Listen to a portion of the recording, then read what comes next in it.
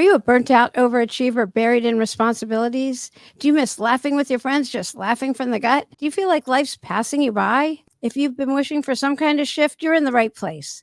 Welcome to 52 Weeks of Hope, the show where we take you off the hamster wheel by ditching your to-do list for the to-don't list. This is where you get to learn how to make that lonely ache vanish, learn self-compassion techniques, and to give yourself grace.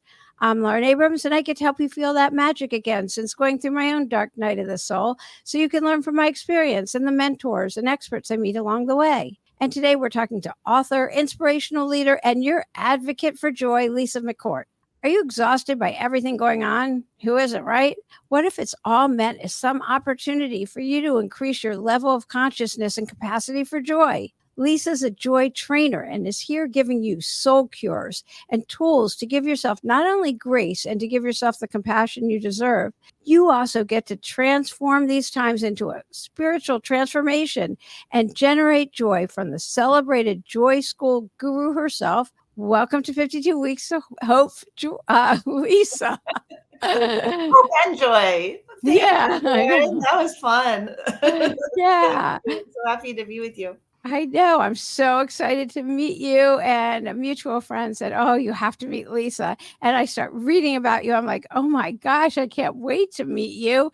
And you vibrate clearly at a very high frequency. And I just love so much on your website, peace and bliss for ourselves and others. I believe we're here to use whatever superpowers we've been given for the upliftment, betterment, and delight of all. I mean, that I love that.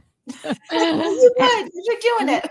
Yeah, that's 52 Weeks of Hope. And you've written so many books and you've done so many things. Here, I always like to hear, well, how did you come to this place? You've been doing it a long time, but maybe you were born here and you've always been here and you've been here your whole life, but that certainly isn't my story and it isn't everybody's. So I'm always so curious how people got to begin their journey.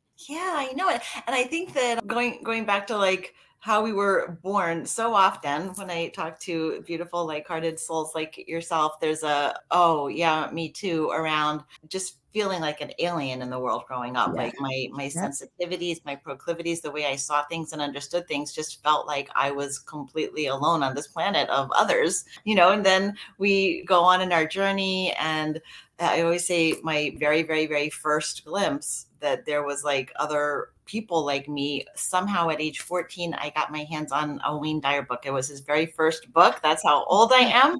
Your Erroneous Zones. I did not even have a clue as to the wordplay he was going for there with that title.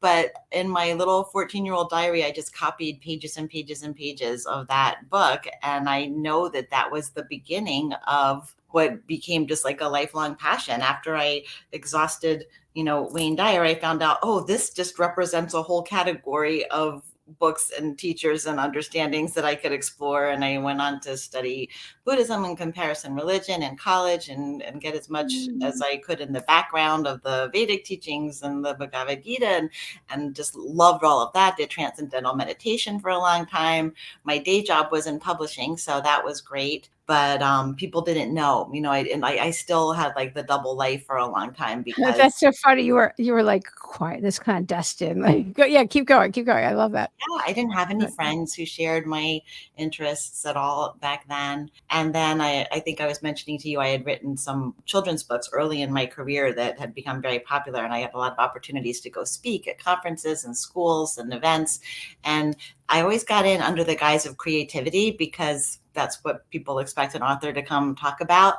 But it would be just like, 5 minutes talking about creativity the way people expected me to. And then I'd get into creating yourself and creating your relationships and creating your life through all these spiritual and metaphysical principles that I was in love with. And that's how it started, was back then, because I would have kid sessions and adult sessions. And then some of the adults would like, oh, have you read this? Have you done this? And I started building community. And that was over 2 decades ago. And I just fell in love with, any position I can play on this team. I've always said I write books, I ghostwrite for other thought leaders and teachers, and I teach myself, and whatever I can do to be an effective member on the team that's spreading awareness of these principles, that lights me up, and I'm doing a good job then. I thought it was really interesting, the ghostwriting. I know nothing about that. Just famous people that need you to right for them? I mean, that's what it sounds like. Yeah, I think that, for the kind of information that we like to impart, there's not really a program for it at any top university that's going to give you a degree in being like a spiritual thought leader, right? So people need to have their credentials in whatever way they can. And there are a lot of teachers out there with amazing programs. Typically in the ghostwriting situation, it would be they already have a large following in place because publishers just kind of require that these days. So they've got the teachings, they've got a large following, they've got billions of hours of them doing workshops or TED Talks or leading things where they're on stages, but they don't have a book, and maybe they don't have a writing talent. Not everybody has all the talents, right? But a book is sort of what's needed to elevate them to be someone credentialed in this field. So that's where I would come in, usually through the publisher, and I would write their book based on all of their material. Okay. I got it. So, and then how did joy become like your specialty, so to speak? And you have a whole school of joy, which how can it get better than that? That's a very high vibrating frequency. So I think I settled on that word again about 2 decades ago. I was writing my Hay House book, and I wanted it to be a bridge brand. I didn't want it to be come learn how to live a spiritual life. There are a lot of authors who stay in that lane, and I love that lane. And I recognize that there's a divide, and there are a lot of people who are just never going to look at a book like that who would really, really benefit from looking at a book like that. So somehow I settled on that word joy as being, this is the promise. This is the promise. If you learn to, do these new things with your brain that you've never done before and do practice the skills so that your brain isn't leading the show, you have joy in your life. It's just the natural expression of who we are behind all of that busy thought activity. And I just have always had that somehow in the name of whatever I'm doing, joy. okay. So I've really been even a mission, so to speak, in the last few months of taking a pause. It's the breath, getting off that hamster wheel of, the busy, busy, busy. And I'm going to speak now to moms. I'm sure you know plenty of them with the kids, and they're working and they're this and they're that. And look, I was one. I was a single mom working, and it took actual physical challenge where my life was almost at stake. And I was like, I don't know if I have time to go to the emergency room and take care of myself. I have to be in court. I have my kid. The kids were tight, little, and everything else. And I actually was like at a crossroads. Do I go to the emergency room or do I go to the office? Because I don't really have time. And that was my wake up call. And that's when I started taking quarterly long weekends for myself and covering the kids. And it's when I discovered meditation. It's when I discovered breath. It's when I discovered the pause. Okay. Let's just put it that way. And taking that breath and everything. And it could be 5 minutes. It could be getting on the floor and playing with your kids. And you don't have to have kids, but it's answers emerge in the pause. And how to get that message out. How do you take a pause, and how do you teach that are my questions. Yeah, it's a beautiful question. And it's true that very often right in the thick of your day when you most need the pause, it's just not going to be feasible. But you make a note of that and you make sure to revisit it. We do a lot of work in Joy School with our triggers, with the stored pockets of pain that we all accrue, right? When we are young, impressionable, vulnerable little beings, things happen that we don't have the bandwidth to process, right? Emotion is meant to flow through us and be released. And when we have traumatic situations or little t traumas, it doesn't have to be what we think of as traumas. We store away these little pockets. The Vedic term is samskara, as Eckhart Tolle calls it, the pain body. It's these little energy blobs in us. And that's what's between us and our joy, right? That's what's between the consciousness where we are joy and love at our core. So we're out there doing our day and somebody says something or just gives us a look or steps toward us or away from us in a way that matches the vibration, the frequency of one of these stored pockets of pain from our past. And we feel that whoosh of annoyance or disturbance or embarrassment or whatever whoosh we're feeling in our day. And one of our tools that we do in Joy School is we have 4 mantras, and you have to like pre-program your consciousness to know what they all are in the moment. But it's like you have a thought and you recognize, because first we become very skilled observers of our thoughts. You recognize, okay, this is an unhelpful, unbeneficial thought. So it's catch and release for the thought. You got to catch the thought and release it. But that's not enough, because if that's all we did, we'd still keep having this happen. So we Right. catch and release, and then it's a relax and release. Because when we have these triggers happen, the tendency is to tense up either our physical bodies or just our energetic body. And usually you can feel somewhere in your physical body got tense, whether your brow furrowed or your shoulders. So then it's just relaxing your whole physical body when you have the ability to do this in the moment. And that allows the stored energy in there to move. It gives it space. It gives it an opening. And you might feel a whoosh of sadness or vulnerability or tenderness because it's been in there a long time and it's old. But that's what allows it to move out, is if in the moment we catch the thought, release the thought, and then relax and release. And then to center ourselves back in our day, we say, I am love, which is just remembering the truth of who we are, and I am here now. And the more we do it, it's a practice, and it's not easy at first, but I mean, my joy schoolers for decades have done this, and just it changes everything. The more we can in the moment catch it. And if you can't catch it in the moment, you just make a note. Ooh, that guy in the elevator bugged me. Let me look at that later and see if I can just be in my own body and let some of that release, because that's Okay. when everything stops triggering us, is when we've released those pockets. So somebody that's here, they need a tool that may be a bit more advanced even, It right? might, yeah. Right? So what could they do when they're like, I just feel anxious. Okay, let's go with that. I'm feeling anxious. I'm not sure what triggered it even. What are some tools that they could do? Right. So if you notice you're feeling anxious and you Or have, overwhelmed. Yeah. yeah, or overwhelmed, and you have the luxury of, like, you're not in a meeting with people Right. when you notice this. I didn't really set up our thing very well just now, but it's about the full knowledge and recognition. And we do this just through lots of kind of repetition and hearing about it through a lot of different sources. Recognition that this is not about what's in the moment. This is about something that I experienced a long time ago. This is stored within me. And then often you don't have to have the memory. You don't have to know what stored it. But if you can recognize, okay, I am pure joy and love and confidence, let's call it, like, there's nothing disturbing my soul. Nothing is disturbing my soul back there. So the fact that I'm having this disturbance right now, this anxiety, something happened that I was not able to program when I was at a really tender young age. And then you can actually sit and do reparenting work with yourself. You can just imagine that child. You don't have to know how old or what was going on, but just really recognize within yourself that there was somebody who passed this anxiety on to you unwittingly, without meaning any harm. We learned it from our parents. We learned it from our caregivers. We hear something about the world. We all are carrying around such a convoluted filter of beliefs about how it is out there that has nothing to do with who we truly are. It's all been just passed on and inherited and accumulated somewhere along the way. So you sit and you do inner reparenting work, and we have a much longer protocol for that in Joy School. But basically, it's giving yourself compassion around your anxiety. We compound everything. We feel anxiety, and then we get mad at ourselves for feeling anxiety, or we feel, like annoyed or stressed. And then it's like, what do you have to be stressed about? You should be so good. It's like we compound it by judging ourselves for our negative emotions. Our negative emotions are just human. They're beautiful, and they're there because of something that took place, and it's okay. And we just have to love our sweet selves through it. Yeah, definitely. Can't play judge and jury. You're always going to lose when you do that.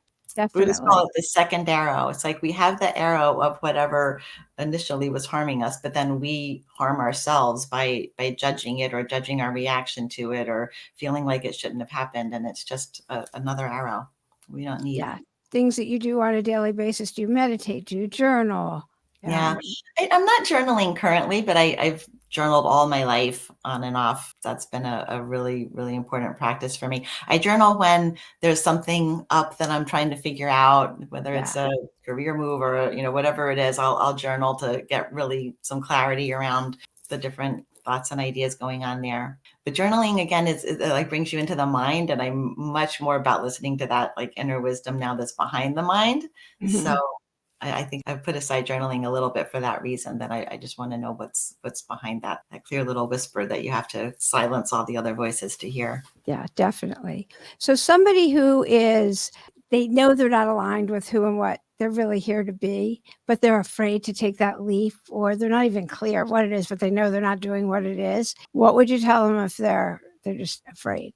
Being afraid is totally cool. I would definitely like say just love that fear. That fear means that, ooh, there's something potentially big and juicy in front of me here. Of course, there's going to be fear then. We do things in Joy School where we look back and list all the times that we've been afraid, especially if it's like at the precipice of something new, like you're describing, and how long did that fear last and what was the outcome of that fear? And looking back, was there any reason to fear? And, we can play with our minds. I always say, let's use our minds to get on board with something, but then it's about like feeling. We change our energy with our feelings, not with our thoughts. So we can just sort of train our minds to do the thing we need it to do to get us to the feeling that we want to get to. And you've probably heard energy, the energy of fear and the energy of excitement are really close in terms of like the chemicals that are released in the body and the composition of the energy itself. So it's flipping that switch from fear to excitement. Yeah, it's like, that's why roller coasters are like so Right. fun. Same kind of thing. You talk about learn all the gifts you receive from living in joy and bliss from today forward. So somebody's like, what are you talking about? What kind of gifts? What would you tell them? I'm not sure exactly where you're pulling that from, but Yeah. I think that once we recognize that we really do, and this is hard for a lot of people to hear, but we really do create most of our own suffering, then the gift is you're not suffering anymore.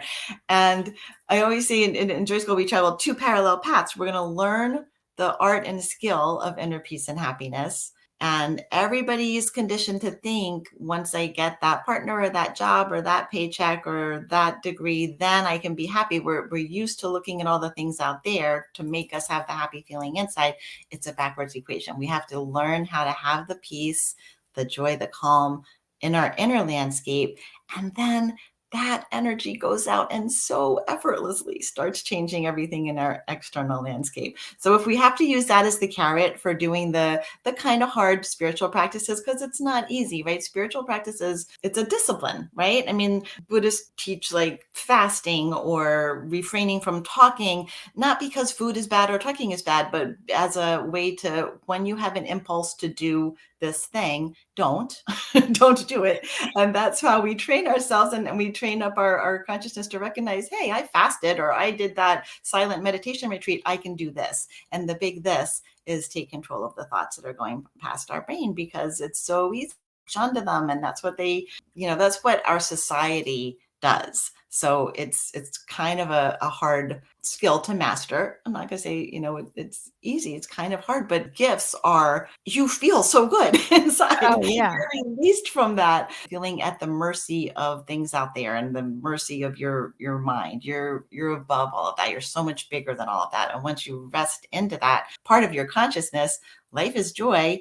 And as an extra little carrot bonus, everything out there starts rearranging itself too, to reflect that inner landscape. So true. My first silent retreat, after it was 7 days, and I thought, oh, I'm going to write so much. Like, no journaling. And I knew there was no phone. Once I got to the end, people left. A few people, not a lot, but like I started crying, like I did it. It was the most incredible thing. Somebody like me not talking for 7 days. I talked I got on the phone and talked the entire way out of there. I'm not going to lie. But, but when it was over, I just burst out crying that I had done it. I did not think I could do it. Did you feel different afterwards? Did you Oh my gosh. Yeah. Yeah. Oh, I still do. I'm getting like all like teary eyed thinking about it. Yeah. And I can't wait. I've signed up. I'm going on another one soon. Yeah. I love silent retreats, and I need it. It like feeds my soul, but I'll never forget the first one. It was actually 8 days. So. That extra day, don't cut yourself short. Yeah, I know. But it was an incredible experience. So how do you know what your superpower is when there's so many shiny objects everywhere and there's so much calling for your attention? How do you help somebody when it's like almost like everyone has ADD now? Yeah. And there's so much calling for you? Yeah. Do you mean like everybody's sort of unique superpower, or you mean just like well, it's almost like I want to do this, I want to do that, and I want to do that. So how do you just stay focused on, oh yeah, this is what I'm doing. I Yeah. don't need to like, this is calling me, this is calling me. Yeah, I want to do that. So how do you just stay with, well, here you're an author. Well, you're also a speaker and you're a podcaster. But then do you think I should be on YouTube? And then, well, actually, you do have some videos on YouTube. But how do you just stay kind of focused on what you're doing? I think that one of the best discernments is what are my conditioned wants versus my soul wants, because we are told, like you and I have our own businesses, for example. We are very much inundated in our culture. You have a business. You should want to grow your business. You want your business to make more money. You want to have more employees. You want to do more with your business. So I'm inundated with like emails and messages, like people wanting to help me grow my business. I know that my soul isn't really all that interested in growing my business. I like my business the way it is. I like my work-life balance. I like that I have the freedom to follow what feels more like a soul calling than a conditioned want, right? And that can be really eye-opening when people really look at, okay, do I really want to get married and have babies just because my mom's been talking about it since I was 2? Like maybe I don't. We have to and we can make lists about like when your mind is just your own, when you're falling asleep at night and something lights you up, like what is that thought? Where is that taking you? What in your day, as you're going down your checklist, what feels like a chore to do, where's that leading versus what's like a real pleasure to do? Where's that leading? And to me, it's really just again, getting some discernment between the voices in our head, like that super loud voice of our inner critic and that ticker tape that's constantly going by. We have to be able to quiet that to hear the little bit more sensitive, delicate voice behind it. That's our souls. Yeah, no, I love that. That's the whole answers emerge in the pause. And it's not settling, it's doing what's right for you. Absolutely. Yeah. Absolutely. One of my kids has chosen a very normal path. She's getting her medical degree. I have no doubt she's going to go have, what our society considers a really great life, right? She's going to do all the things. She's going to Yeah. get married. She's going to have babies. She's going to have a great career. I just, this is what she's always, it's been her personality. It's what she's all about.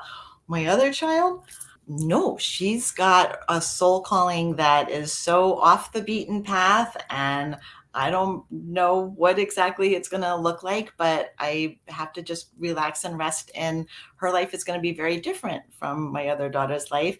And as long as she's happy and doing what is calling to her and following her soul, I am 1,000% behind that, because if she tried to do what my other daughter's doing, she'd be miserable. Yeah, I've always, whenever I start thinking I want anything, remind myself happy and balanced is what I wanted for my kids. Let them to be present for their life. Self-care matters. I mean, it just matters so much these days, and taking that time for yourself and self-compassion. So how do you do that for yourself? Because balance matters, and you've written 9 books, you have all kinds of workshops, you travel, you have your kids and your family. So how do you make sure that you maintain balance? I learned a while ago that I am a person who requires a large amount of solitude. I have a beautiful naturey backyard that if I don't spend my hours a day in solitude, then I'm a little bit off. And of course, there are times when I can't, and I'm, traveling, doing work things, and it's a lot of on, but I will decline dinner invitations. I will decline fun things so that I can have that time in my quiet zone, my meditation space. That's where I go to recharge. And it doesn't take a lot. I don't need bubble baths or, like the whole, whole gamut of self-care routine. I just need quiet and solitude to go within and restore. Yeah, no, I get that. What are some of the best messages that you've received? Like, who are your mentors? Who do you turn to? What do you do? Oh, that's such a fun question. Yeah, I feel so blessed by community in this latter part of my life, the last, 10 years plus or so, because it really used to feel like if there was one person in my life who I felt got me or saw me or understood me, that was like a miracle. And now I've just built this amazing bubble, right? It feels like a bubble in our little world when all my friends are like you and want to talk about the things I want to talk about. Yes, Scott, our mutual friend is a dear soul brother of mine, Scott Stabile. Jacob, you mentioned, has also been a long time brother. My teaching partner now, Chris Niebauer, who wrote No Self, No Problem, How Neuropsychology is Catching Up with the Brain. This fascinating, all this science to shore up all the stuff that I've always taught. He and I will just talk for hours and hours. I have, girlfriends who do similar work that I do. Yeah, I'm just really, really blessed with community now, and it feels like a huge blessing. Oh, I love that. That's just so good. Your vibe attracts your tribe. Yeah, and the more work that we do, the better, I don't know if the better quality of people, that's not a good way to put it, but more I don't know. As we take care of our insides, like all the other stuff, if you want a better relationship, take care of your insides and you're going to attract somebody who matches your insides. I'll just put it that way. That's what I was taught. And it's true. So what is the hardest challenge that you've overcome and how did you do it? I have so many friends with these like great stories where like the external had just crumbled and they're like phoenix from the ashes. And I don't really feel that I have that. I look back and I feel like my life has been a series of micro awakenings.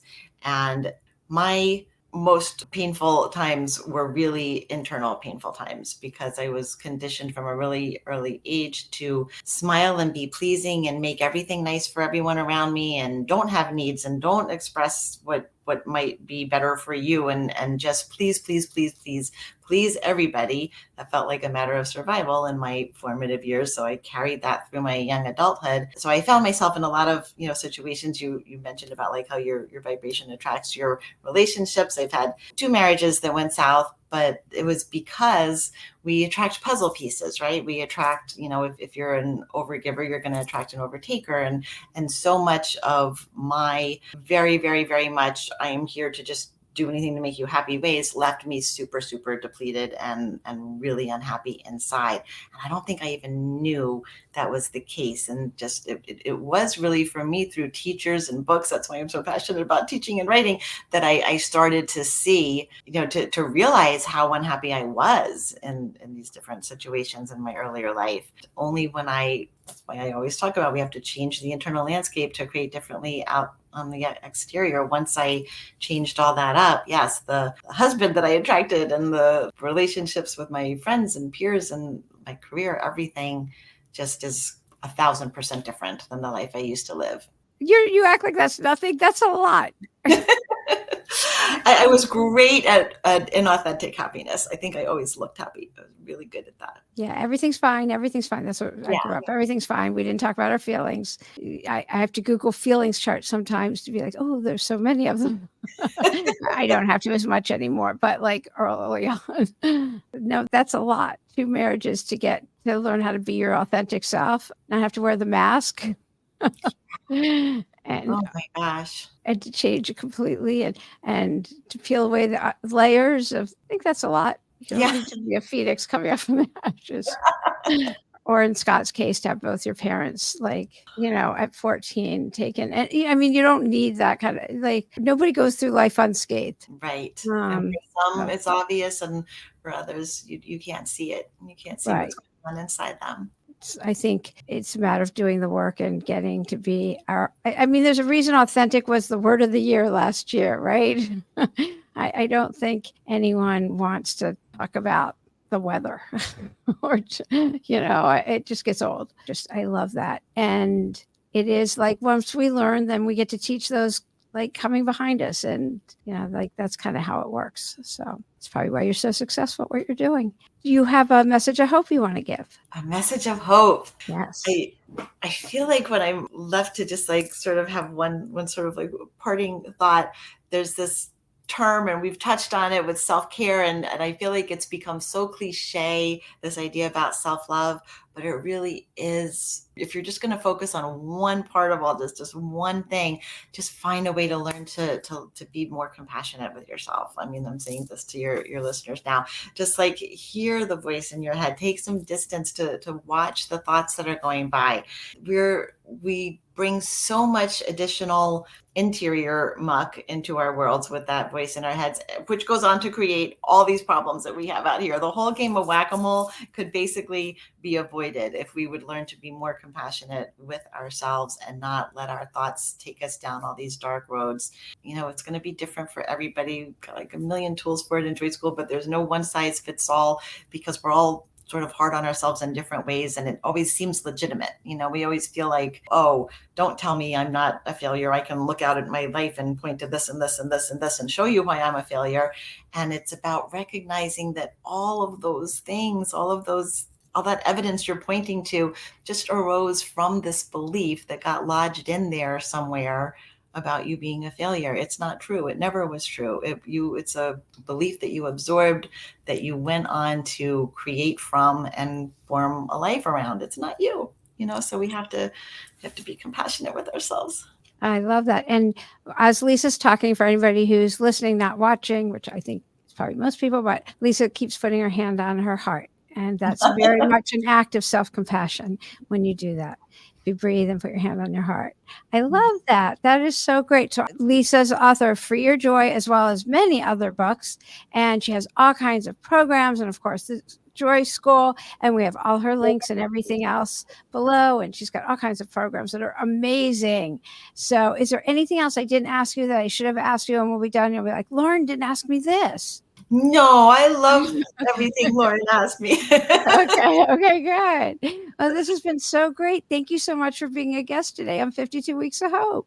Thank you for having me. I've loved every moment. Yeah, it was so great.